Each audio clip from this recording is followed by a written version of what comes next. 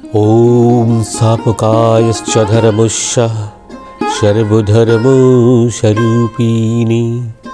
अवतारवरिष्ठाय রামকৃষ্ণায় তে নমঃ নমঃ।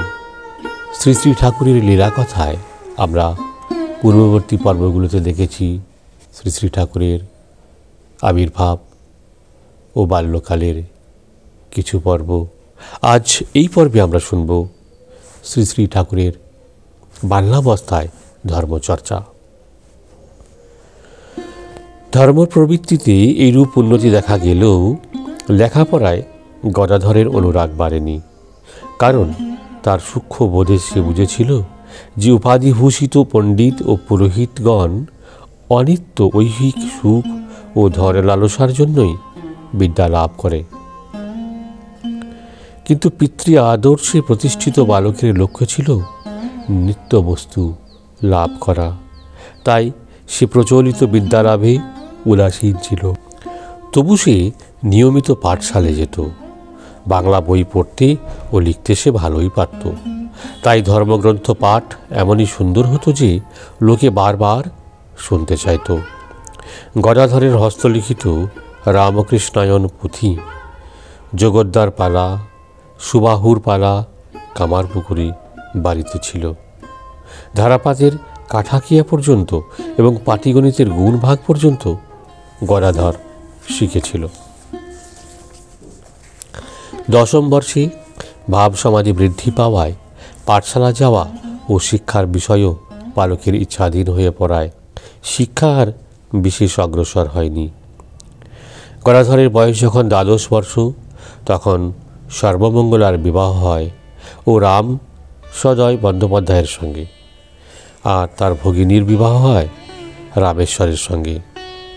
এদিকে জ্যোতিষীর গণনার ফল পাওয়া গেল রামকুমারের স্ত্রী একটি সুদর্শন পুত্র সন্তান প্রসবান্তেই সূতিকা গৃহে মৃত্যুবরণ করেন। কাজেই মাতৃহারা শিশু অক্ষয়ের লালন পালনের ভার পড়ে 58 বছর বয়স্কা পিতামহীর উপর। রামকুমারের সংসারে দারিদ্র্যের উপর শোকের ছায়া পড়ল। বাড়ির বাইরে গেলে মনে শান্তি পাওয়া যাবে, আরও বেশি অর্থোপার্জনও হতে পারে।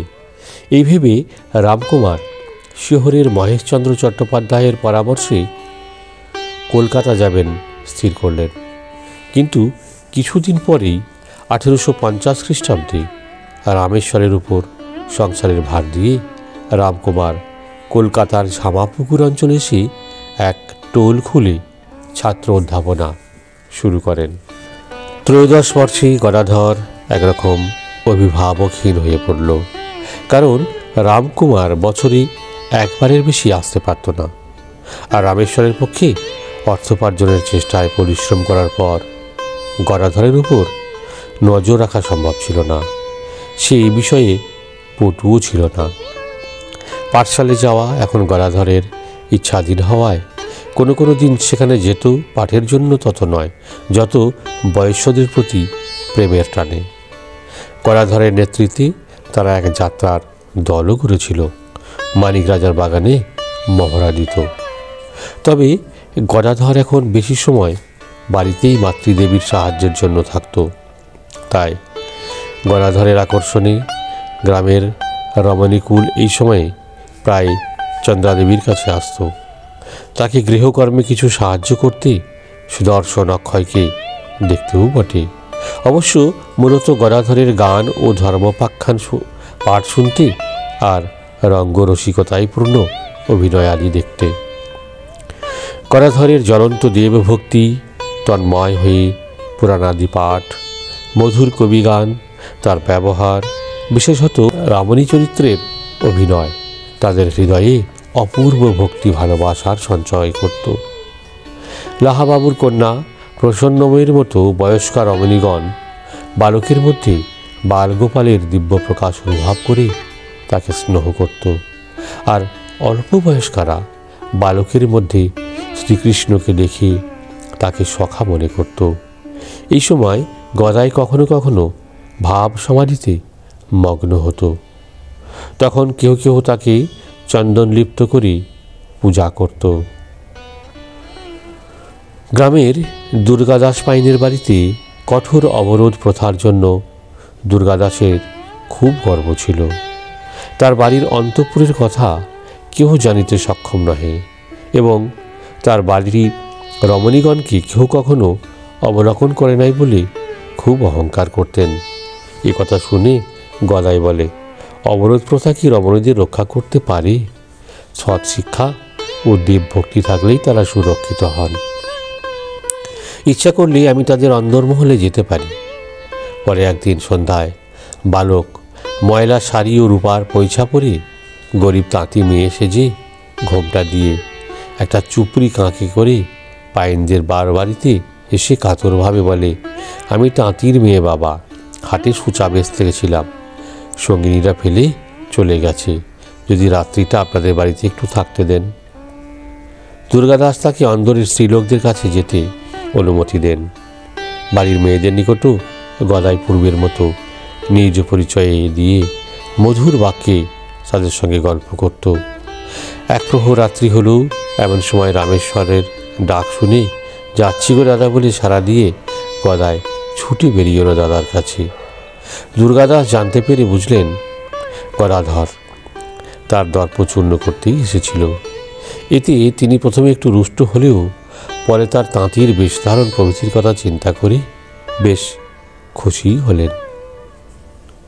কেবল রমণীগণই নয়, গ্রামের আবাল বৃদ্ধ বনিতা সকলেই গদাইয়ের প্রেমপূর্ণ ব্যবহারে তার সঙ্গে মিলিত হয়ে পাঠ ও সঙ্গীতা আদি শুনত। আবার সময় সময় সংসারের সমস্যার সমাধানও তার কাছে পেয়ে যেত। কেবল ভণ্ড ও ধূর্ত তাকে দেখতে পারত না, কারণ নির্ভীক স্পষ্টবাদী গদায় তাদের উপর মোহনীয় আবরণ ভেদ করে গোপনীয় উদ্দেশ্য ফাঁস করে দিত।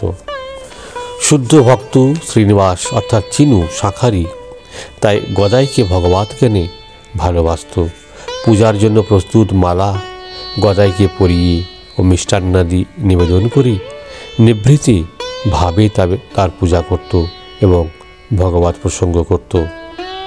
14 বছর বয়সে গদাধরের ভক্তি ও ভাবুকতা এতই বৃদ্ধি পেল যে তার বোধ হল অর্থকরী শিক্ষা তার কাছে নিষ্প্রয়োজন। ঈশ্বর সাক্ষাৎকারই তার জীবনের উদ্দেশ্য। তার বিচারশীল বুদ্ধি যখন তার মনে ঈশ্বরের একান্ত নির্ভরশীল হয়ে সন্ন্যাস ভিক্ষার নিঃসঙ্গ বিচরণের ছবি আঁকত, তখনই তার প্রেমপূর্ণ হৃদয় মাতা ভ্রাতা ও ভক্ত নরনারীর কথা স্মরণ করিয়ে দিয়ে তাকে ওই পথ ত্যাগ করে পিতার মতো ঈশ্বর নির্ভরশীল হয়ে সংসারে থেকে সংসারীদের যথাসাধ্য সাহায্য করতে উৎসাহিত করত। বুদ্ধি ও হৃদয়ের দ্বন্দ্বে তার বিশুদ্ধ হৃদয়ই জয়লাভ করত। বালক এখন পাঠশালা ছেড়ে হৃদয়ের প্রেরণায় মাতৃদেবীর শিশু ভাইপোর ও ভক্তবৃন্দের সেবায় মনোনিবেশ করল। আমরা পরবর্তী পর্যায়ে শুনব গদাধরের কলকাতায় আগমন। আমরা প্রতিনিয়ত শুনতে থাকব শ্রী শ্রী ঠাকুরের লীলা কথা এবং আমাদের অন্যান্য পর্বেও আপনি শুনতে পাবেন শ্রী শ্রী ঠাকুর শ্রীরামকৃষ্ণের কথামৃত। জয় রামকৃষ্ণ, জয় রামকৃষ্ণ, জয় রামকৃষ্ণ।